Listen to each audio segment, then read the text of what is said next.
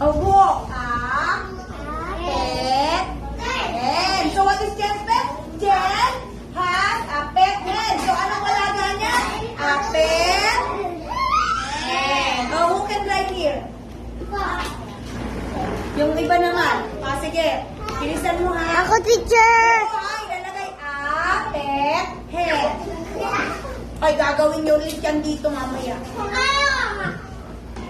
Ay, ika.